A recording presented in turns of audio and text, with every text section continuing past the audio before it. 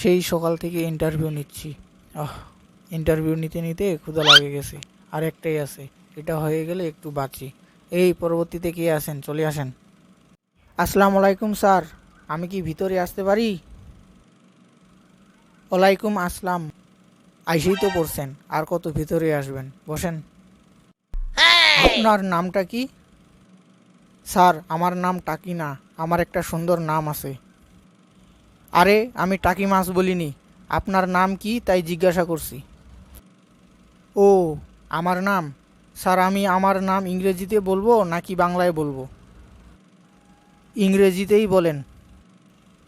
Sir, my name is red James government.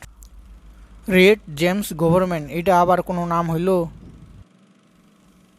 Sir, আপনিই তো ইংরেজিতে নাম বলতে বললেন। আমার নাম হচ্ছে লাল মানিক সরকার। লালের ইংরেজি হচ্ছে রেড, মানিকের ইংরেজি হচ্ছে জেমস, আর সরকারের ইংরেজি হচ্ছে গভর্নমেন্ট। এই জন্য my name is red James government. ও, কারণ আমি ইংরেজি অর্থ এতটা যে অদ্ভুত হতে পারে, আপনাকে না দেখলে জানতাম না। আচ্ছা, আপনার বায়োডাটা কি আপনি নিজেই লিখেছেন? জি স্যার, আমি নিজের হাতে লিখেছি। আপনার হাতের লেখা এত খারাপ কেন?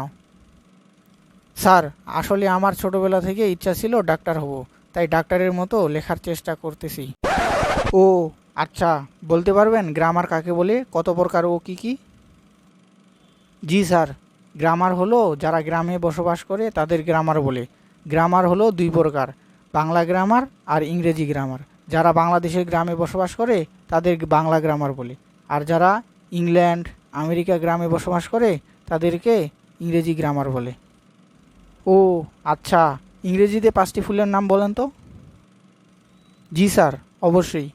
Beautiful, peaceful, wonderful, painful, houseful. আরে, এগুলো কি বলেন আপনি? স্যার, আপনিই তো বললেন ইংরেজিতে 5টি ফুলের নাম বলতে। আচ্ছা, যাই হোক। আচ্ছা বলেন তো, পানিতে বসবাস করে এমন 5টি প্রাণীর নাম কি? স্যার, ব্যাঙ। আর বাকি 4টি? স্যার, একটি ব্যাঙ, ব্যাঙের স্ত্রী, তার 2 ছেলে ও 1 মেয়ে। এই হয়ে গেল মোট 5টি। কি, এ কেমন উত্তর? আচ্ছা, আরেকটি প্রশ্নের উত্তর দিন তো। এমন একটি বিপদের নাম বলুন যেখান থেকে উদ্ধার হলেও সমস্যা, আবার না হলেও সমস্যা। উদ্ধার হলেও সমস্যা, না হলেও সমস্যা। বুঝতে পারছি স্যার। স্যার, এইটা উত্তর হচ্ছে কারো লুঙ্গির ভিতরে আগুন লাগা। হ্যাঁ, মানে? মানে, ধরেন স্যার, আপনার লুঙ্গির ভিতরে আগুন লাগলো, তাহলে আপনার লুঙ্গি খুলে ফেললেও সমস্যা, আবার না খুলে ফেললেও সমস্যা। থাক থাক, আর বলার লাগবে না, আপনি তো মারাত্মক মানুষ হে। জি স্যার, আমার প্রতিবেশীরাও ওই কথাই বলে। এ কার পাল্লায় পড়লাম রে বাবা। আচ্ছা, মেয়ে মানুষের সম্পর্কে আপনার মন্তব্য কি? স্যার, মেয়ে মানুষ হইল খেলার মতো। মানে, আপনার কথা ঠিক বুঝতে পারলাম না।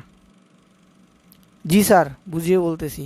ধরেন, যুবতী মেয়েরা হচ্ছে ফুটবলের মতো, একজনের পেছনে সবাই দৌড়ায়।